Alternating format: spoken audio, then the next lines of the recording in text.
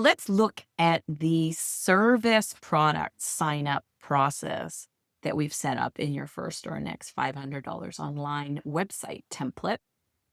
And if you're using that done for you template, you can find the setup for this under pages on the left, and in under this folder here, it says service offer pages. And you can see we have the product sign up page, which is the sales page, a custom checkout page, appointment booking page, if that's what you would like, or if you would like them to submit information to so that you can start their service, there's a form for that.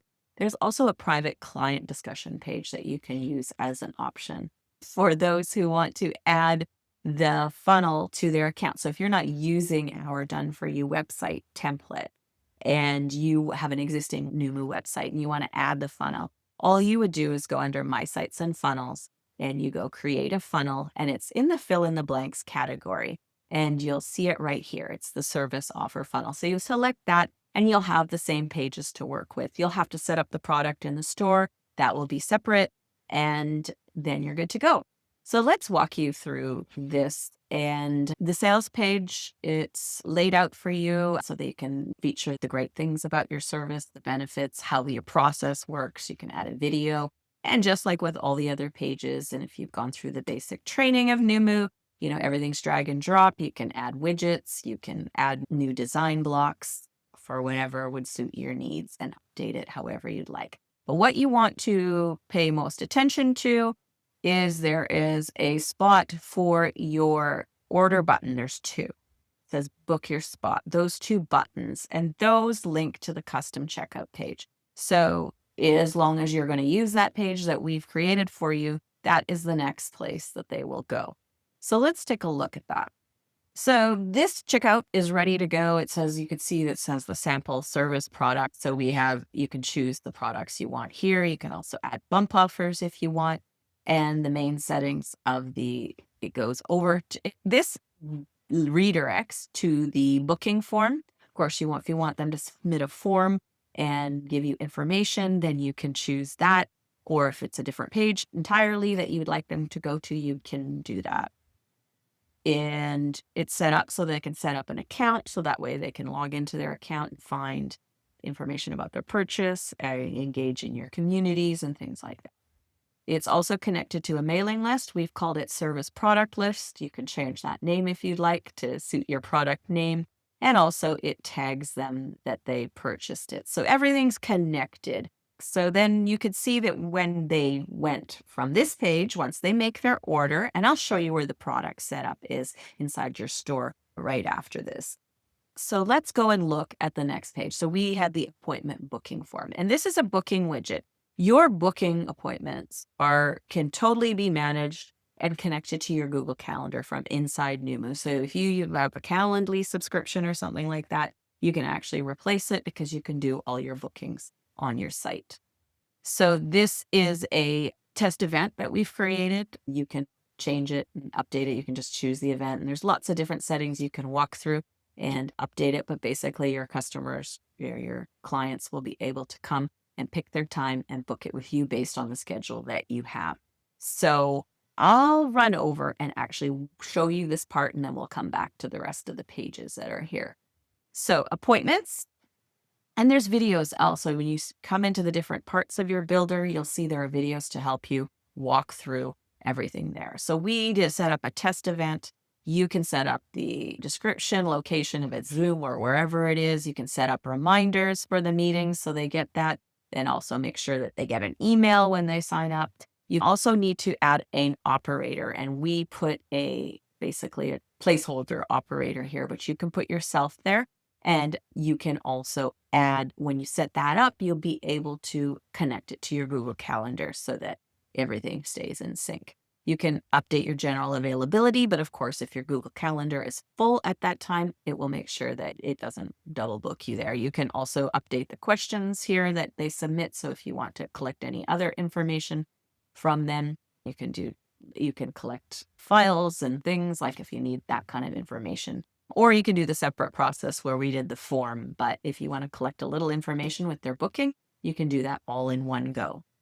And here you'll see the operator settings as well. and you can put the name, you can upload an image. You can also here, you would sign into Google and you would connect your Google Calendar. So that's basically how it works in a nutshell. Again, there is that video there that walks you through. It's all here as well if you need a little help or help with the appointment booking.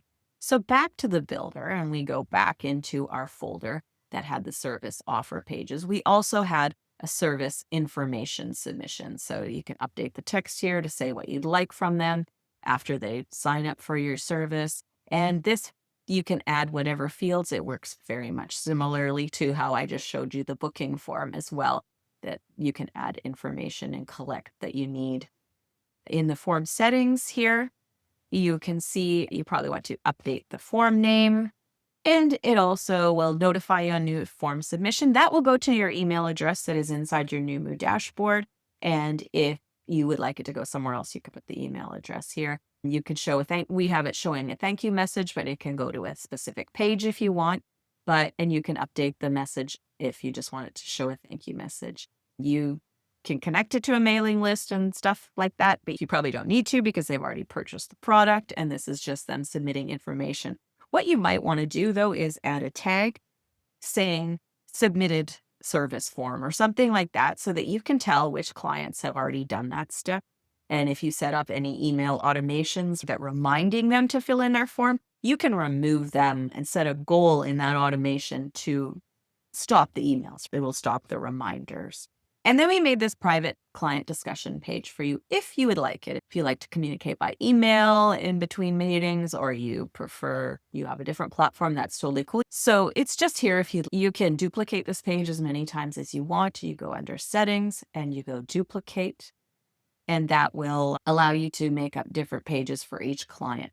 So you could keep a record of them and then only send clients to there. You could password protect this page also if you go under here and you can put it's password protected. You don't want to put it members only, but password protecting it might cause a little bit of confusion because this widget, which is it is one of our community widgets, they'll need to log in to post, and that login will be different than the password for the page. So that might get a little confusing. So you might want to just leave it.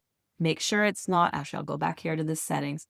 Make sure the page isn't showing in search engines. If you go here, you can see that we have it not on the site, which means that it should be private and it won't be found by anybody unless they have the link.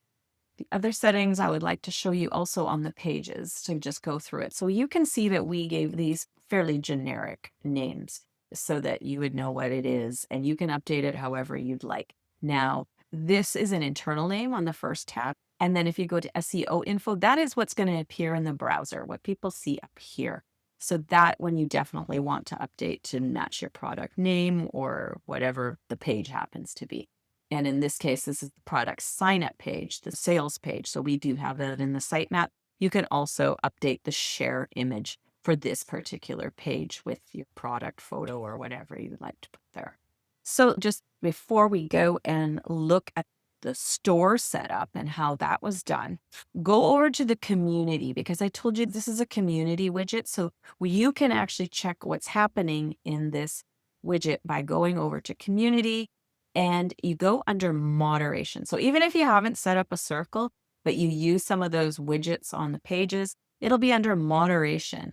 And so you'll see if there's any new messages that were posted. If you require approval of posts, then you would have to go in here and you would approve them. Your blog post comments go here. If you upload videos and you allow comments, or if you use our review widget, that also will be here. So let's go over to the store. And at minimum, to get rolling, you would need to connect a payment processor. We have lots to choose from. You just choose the one you've already set up. You click connect and you just walk through the process and it'll connect it for you. There's also store settings that you should go through as well to add your company information, your currency and things like that, shipping if you need it, taxes, that's your payment processor, and also your policies in your store. There's also layout and styling that you can change of your store, but that's more advanced, so you don't need to do that until you're ready. What you want to do is go over to your products, and you will see that we have a sample service product for you. And you would just update the name. You can add an image here. You can change the price. You can make it a subscription product if you'd like. You can tell it's a service product because we chose service. Now, here to do the description, you don't necessarily need to update this because you have that other page that you're going to direct the traffic to. You can actually hide this page from your store that people would see if they went to yourdomain.com/store, and then that won't show. Or you can add a description here, and then that way when they go to the store, they'll be able to see that product. That's up to you. But to hide it doesn't mean people can't order it. It just means it's not showing in the store. So nobody will actually see this description because you're sending traffic to that other page. The other settings we have here, as you can see, we have a custom thank you page, and we're sending them to the service appointment booking. If you wanted to go to the form or another page, you would update it there. We have also tagged the customers to the service product purchase, just so it's keeping track of them. When you make your new products, you're going to want to update that tag, change it, because you do want to keep track of all your customers that buy specific products. So that tagging is the way to do it. So that's basically the overview of the service product pages. Let us know if you have any questions. Always happy to help. Obviously, there's little details that we may have missed. Don't be shy. Let us know how we can help, and we can't wait to see your service product up and running.